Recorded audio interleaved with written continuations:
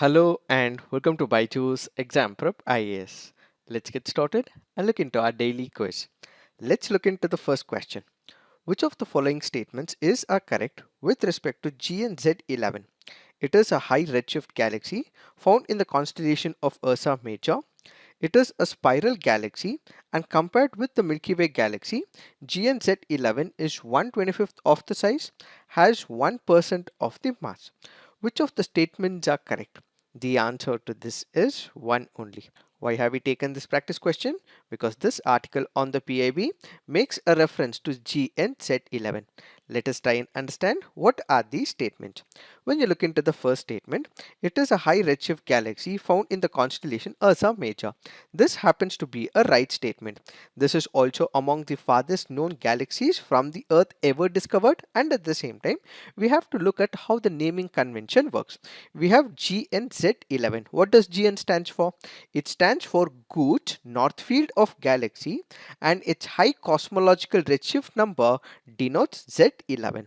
So GN stands for Gooch North Field and Z11 stands for its cosmological redshift number. These are not spiral galaxies, but instead they are irregular galaxies, which is why the second statement is wrong. But the second part of the second statement is right. That is, compared with the Milky Way galaxy, GNZ11 is 1/25th of the size and has 1% of the mass, but it is not a spiral galaxy. Instead, it happens to be an irregular galaxy. When we consider the galaxy, there are three types of galaxies. One is what is called as elliptical, second is what is called as spiral, third is what is called as irregular. The examples of elliptical include ESO 325, GOO4, spiral includes M101, and irregular includes NGC 1569. In fact, GNZ11 also happens to be an irregular galaxy. So what is this elliptical galaxy? As we can take note of, it is elliptical in shape. It accounts for about 1/3 of the galaxies and vary from nearly circular to very elongated in shape. Since they are circular or very elongated, which is why they are called as elliptical. Astronomers theorize that these are formed by the mergers of smaller galaxies. Then what we have is the spiral galaxies. As the very name denotes, they are flat. They also have blue-white discs of stars, gas and dust with yellowish bulges in their center. These galaxies are further divided into two groups. What are those? One is what is called as normal spirals. The other is what is called as the barred spirals. In barred spirals, the bar of stars run through the central bulge. The arms of the barred spirals usually start at the end of the bar instead of from the bulge. Spirals are actively forming stars and comprise a large section of these galaxies in the local universe. Then finally, what we have is the irregular galaxies. These have very little dust. They are neither disc-like nor elliptical, which is why they are called as irregular galaxies. So GNZ11 happens to be an irregular galaxy and it is not spiral galaxy. Now let's look into the next practice question. Consider the following pairs. We have the exercise on one side, hosted by on the other side. Orion, France, Cobra Gold, Vietnam, Milan, Japan, Rimpack, United States. How many pairs given above are correctly matched? The answer to this is only two pairs. Why have we taken this practice question? Because this article on the PIB makes a reference to exercise Orion, which is why we have taken this practice question. Let us try and understand what are these statements. When you look into the first statement, it makes a mention of exercise Orion. Exercise Orion, yes, it is hosted by France. This happens to be one of the largest ever multinational exercise carried out by the French Defense Forces, which also involved Army, Navy and Air Force along with other allies such as United States of America, United Kingdom, so on and so forth. So remember, this happens to be a multilateral exercise which is hosted by France. Then we have Cobra Gold exercise. This Cobra Gold exercise is not hosted by Vietnam. Instead, it happens to be Thailand. This can also be very important from the preliminary examination point of view. So this happens to be an annual Asia Pacific military exercise.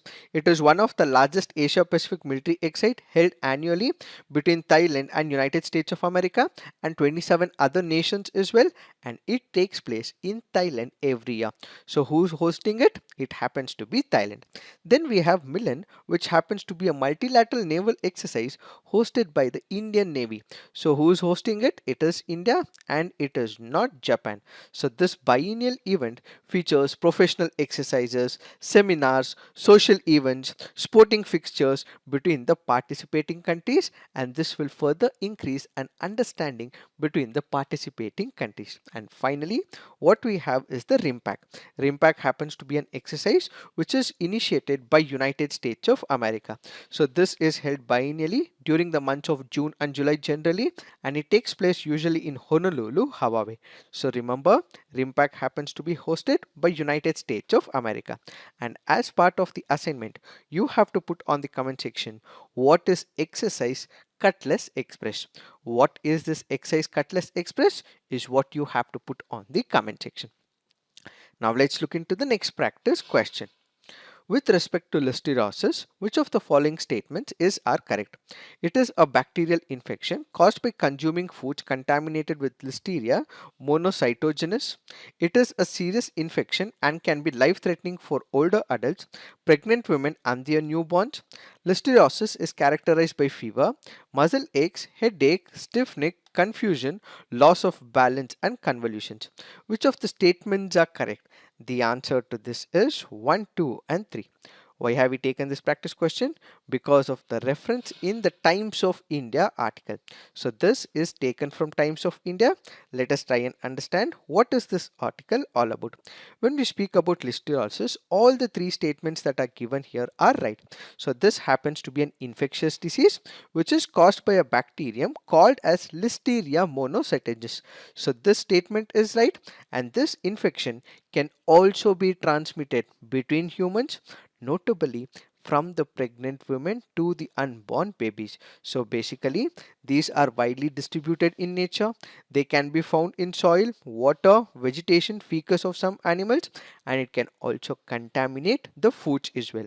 And do note, this happens to be a serious issue, but it can be prevented and it is also treatable as well. Whom does it impact more? When it comes to the people it impacts, it usually impacts the older adults because they have a compromised health system, and at the same time pregnant women and their newborns are immediately affected by this bacterial disease. So people who have immunocompromised status, let's say for example people suffering from HIV/AIDS, leukemia, cancer, kidney transplantation, steroid therapy, these people have a compromised health body. As a result, what we have is these people getting infected because of this bacterial issue. So food most often that is associated with listeriosis basically include foods that are in refrigeration, foods that are consumed without further treatment such as cooking. If it is not cooked properly and if it is consumed, this can cause this particular disease. And at the same time, high risk food like meat, ready to eat meat products can also harm an individual. So this happens to be a serious disease which is caused by bacteria L monocytogenes. What are the symptoms of it? When we look at the symptoms, people who are pregnant, they suffer from fever, flu-like symptoms such as muscle aches and fatigue. People who are not pregnant suffer from fever, stiff neck, flu-like symptoms, confusion, loss of balance, seizures, headaches, so on and so forth. And at the same time, in order to ensure that this is prevented over a period of time, what should we do? We have to clean the food and avoid getting the bacterial infection, and at the same time wash vegetables thoroughly, and also urge people to avoid consuming raw milk as well as uncooked food. Now let's look into the next practice question. Consider the following statements with respect to Rashtriya Gokul mission. Department of Animal Husbandry and Dairying is implementing Rashtriya Gokul mission for development and conservation of indigenous bovine breeds and genetic upgradation of bovine population. The mission was launched under the National Program for Bovine Breeding and Dairy Development during the 12th five-year plan. Which of the statements given above are incorrect? Since it is asking for the incorrect statement, the answer to this is none. Why have we taken this practice question? Because this article on the PIB makes a reference to Rashtriya Gokul mission. Let us try and understand what are these statements. Both the statements given here are right. When we speak about Rashtriya Gokul mission, this is implemented for development and conservation of all the indigenous bovine breeds from when? From the year 2014. This at times can also be important. So remember, the objectives of this particular scheme includes enhancing the productivity of bovines, increasing milk production, propagate use of high genetic merit bulls for breeding purposes, enhance artificial insemination coverage through strengthening breeding network, promote indigenous cattle and buffalo rearing and conservation in a scientific and holistic manner. In order to promote this program, various initiatives have been taken.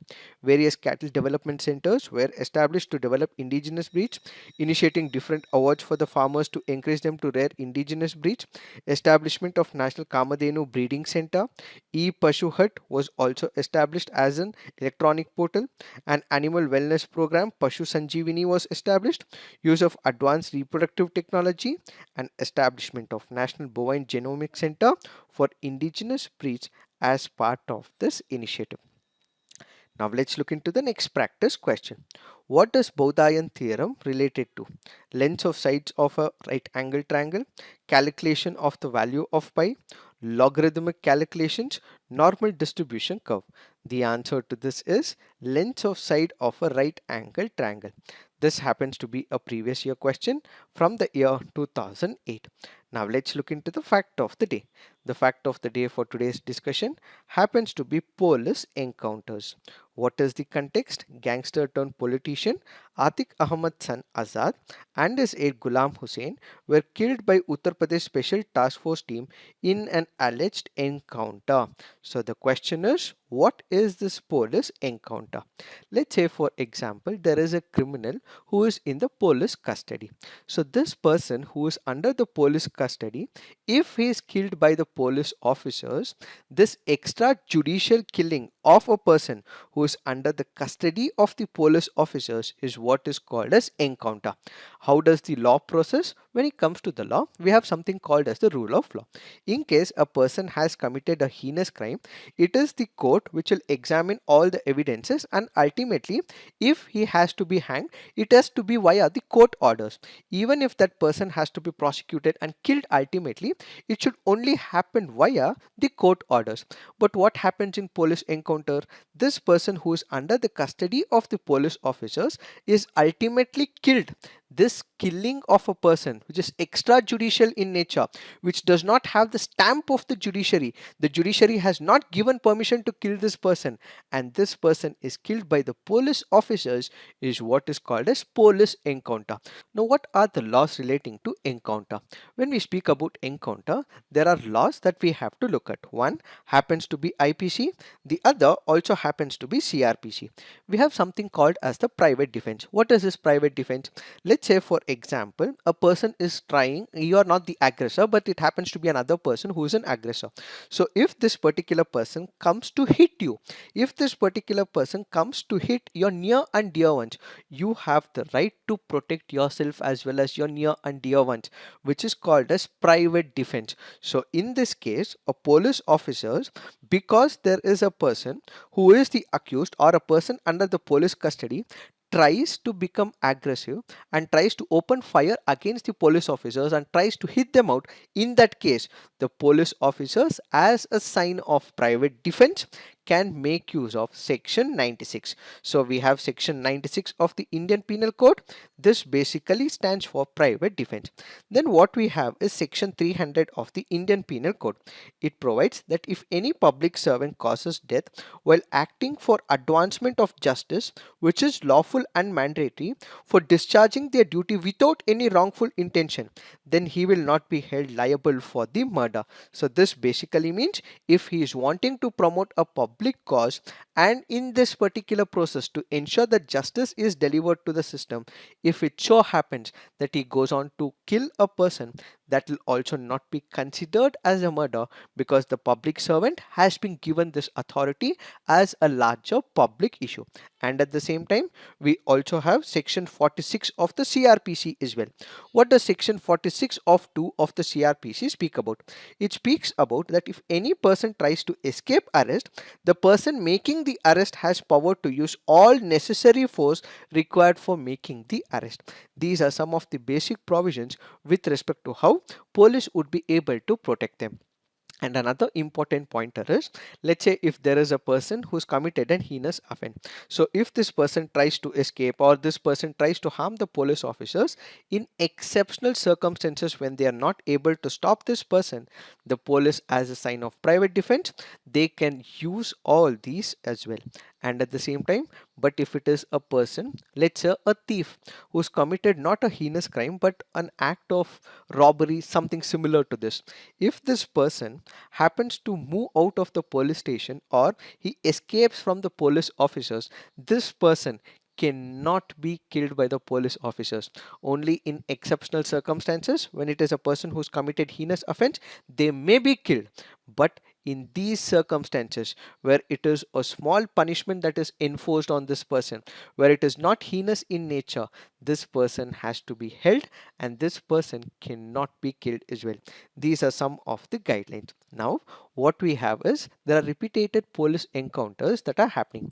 This system of police encounters have been abused literally, and at the same time there is no authority who's taking a check on these people. So what we have is the Supreme Court, and we also have the National Human Rights Commission, which has given some clear cut guidelines.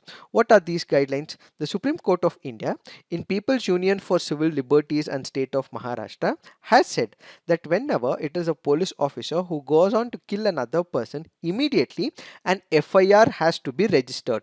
So a magisterial inquiry will have to be conducted about the cause of the death.